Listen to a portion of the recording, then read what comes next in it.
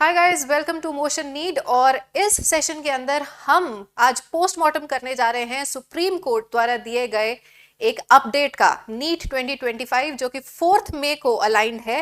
बिल्कुल नीट के आसपास सुप्रीम कोर्ट ने दे दिया है एक बहुत ही important update about the eligibility criteria.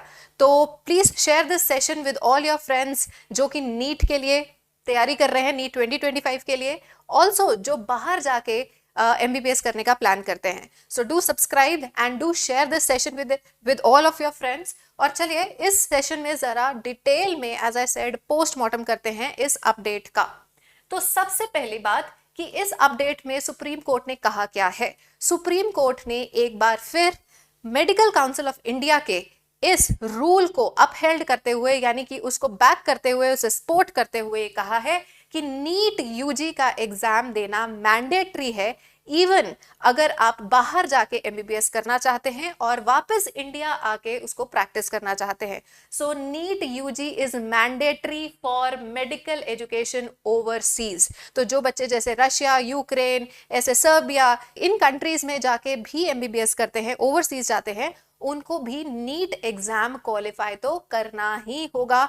लेकिन क्या ये सुप्रीम कोर्ट ने अचानक से न्यूज दी है? तो बात ये है, तो ये अचानक से कुछ नहीं हुआ। ये मैंडेट जो है ये हमारा 2018 में ही आ गया था, बट 2025 नीट से पहले सुप्रीम कोर्ट ने इसको दोबारा से अनाउंस किया है ताकि जो स्टूडेंट्स प्लान कर रहे हैं वो एक बार फिर से बिल्कुल क्लियर हो जाए कि उनको भी नीट यूजी तो क्वालिफाई करना ही होगा। So this update is particularly for those students who are planning to go abroad, to go overseas and pursue MBBS। So क्या मेन बात है कि आपको नीट यूजी क्वालिफाई करना होगा। दूसरी बात जो सुप्रीम कोर्ट ने अब कही है, तो ये खास तौर पे उन्हीं स्टूडेंट्स के लिए है who still study and work in other countries without need provided they don't seek। लेकिन अगर आप वापस इंडिया आके मेडिकल लाइसेंस नहीं चाहते तो उनके लिए ये न्यूज नहीं है, बट अगर आप इंडिया वापस आके इसको प्रैक्टिस करना चाहते हैं तो नीट क्वालिफाई करना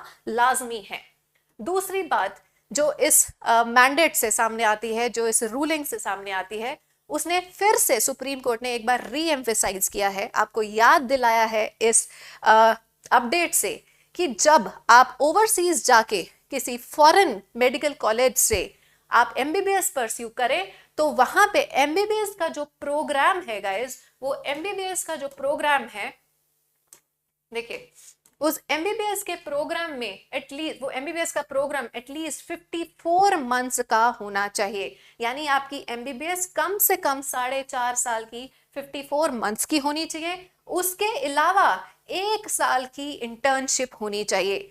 अगर इनमें से कोई भी क्राइटेरिया मैच नहीं करता तो आपकी MBBS को वैलिड नहीं माना जाएगा, इट विल बी डिस्क्वालिफाइड। तो अगर आप बाहर जाते हैं तो मेक श्योर कि जिस भी कॉलेज में आप एडमिशन ले रहे हैं, you should know and you should try to understand the curriculum before taking admission, कि वहां पे MBBS 54 मंथ्स की कम से कम हो और 1 साल की इंटर्नशिप लाजमी होगी। इसके अलावा नेक्स्ट पॉइंट जो आपको खास तौर पे ध्यान रखना है वो ये कि आपका पूरा ये जो MBBS का प्रोग्राम है ये 10 साल के अंदर अंदर कवर हो जाना चाहिए। फॉर वॉट एवर रीजन्स, अगर आपकी MBBS में कोई ब्रेक भी आती है तब भी आपको 10 साल के अंदर अंदर तो अपनी MBBS कंप्लीट कर ही लेनी चाहिए। अगर ड्यूरेशन एक्सीड होती है 10 ईयर्स से ज्यादा, then you are not eligible for registration to practice in India. हाँ, जिस कंट्री में आप कर रहे हैं वहां आप कंटिन्यू कर सकते हैं, लेकिन इंडिया वापस आना है तो इंडिया के सुप्रीम कोर्ट के इस मैंडेट को फॉलो करना होगा। इसके अलावा सुप्रीम कोर्ट ने ये फिर से एम्फेसाइज किया है कि जो आपका वहां MBBS प्रोग्राम का मीडियम ऑफ इंस्ट्रक्शन रहेगा वो आपका इंग्लिश रहना चाहिए। The medium should be in English. अगर कोई फॉरेन लैंग्वेज आप सीखते भी हैं, वहां पे बहुत कंट्रीज सिखाते हैं, लेकिन इंग्लिश इज मैंडेटरी। उसके अलावा आप कोई भी और लैंग्वेज सीखिए, but curriculum has to be in English.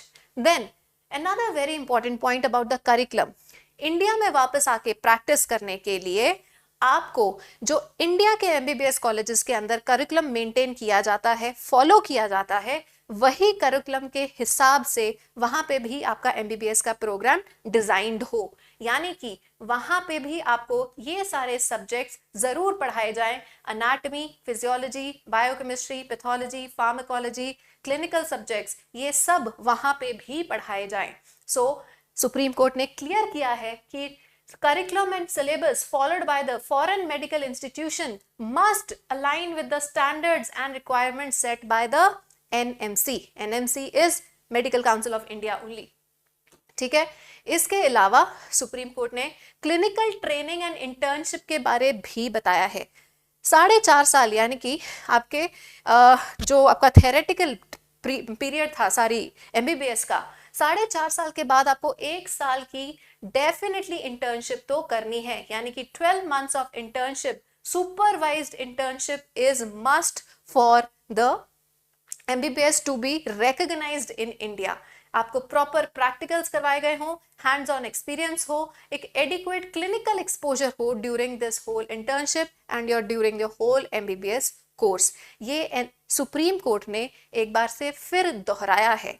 दोबारा बता रही हूं, इनमें से बहुत सारे मैंडेट्स बहुत सालों से चल रहे हैं, 2018 ऑनवर्ड्स कंटिन्यू हो रहे हैं। कुछ चीजें उन्होंने 2020 में भी इंट्रोड्यूस की है, बट कुछ भी एकदम से नई खबर नहीं आई, सिर्फ आपको दोबारा से याद कराया गया है in case you are planning to pursue MBBS overseas. इसके अलावा सुप्रीम कोर्ट ने eligibility for registration in India, आप वहां से MBBS करके इंडिया वापस आते हैं तो यहाँ पे आपकी रजिस्ट्रेशन किन क्राइटेरिया पे होगी, उसके लिए आपको कौन सा एलिजिबिलिटी क्राइटेरिया मीट करना पड़ेगा। तो आपको इंडिया वापस आके, यानी अपने 4.5 साल की MBBS, 1 साल की इंटर्नशिप करने के बाद इंडिया आके आपको फॉरेन मेडिकल ग्रेजुएट एग्जामिनेशन यानी FMGE का एग्जाम तो देना ही होगा। ठीक है, ये एग्जाम क्लियर करना इंपॉर्टेंट है। स्क्रीनिंग टेस्ट है जो कि आपकी MCI कंडक्ट करती है, इसको क्लियर किए बगैर आप इंडिया में प्रैक्टिस नहीं कर सकते। अब once you clear this exam that is FMGE, इसके बाद आप इंडिया में अपना PG प्रोग्राम भी परस्यू कर सकते हैं, but this is the first step towards going ahead in India.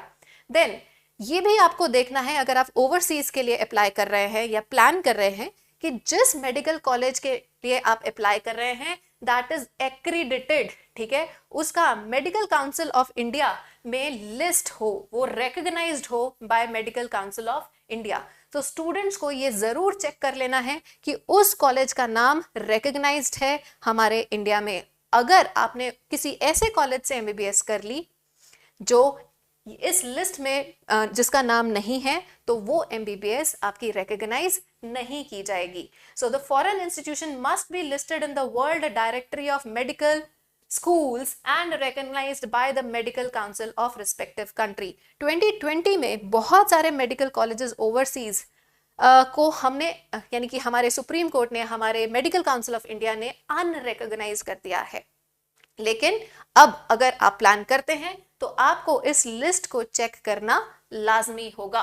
Then उसने बोला है लास्ट कि clearing the national exit test और other mandated test is required for permanent registration in India. So ये थी खबर। तो जिस चीज के आसपास बहुत ज्यादा बवाल मच रहा है कि सुप्रीम कोर्ट ने एक नया अपडेट दे दिया, nothing is new. Supreme Court ने सिर्फ तुम्हें नीट से पहले एक बार फिर नीट 2025 की इंपॉर्टेंस याद करवाई है कि चाहे इंडिया में MBBS करनी हो या फिर ओवरसीज जाके आपको नीट क्वालिफाई तो करना ही होगा। हाँ, अगर आप अमेरिका या कनाडा जैसे कंट्रीज में जाके वहां परमानेंटली माइग्रेट होके वहीं के सिटीजन्स बन के वहां पे आप मेडिकल पढ़ाई करते हैं, फिर ये अपडेट आपके लिए नहीं है। But if you plan to come back to India, India की सेवा करनी है, तो आपको इस मैंडेट को मानना पड़ेगा।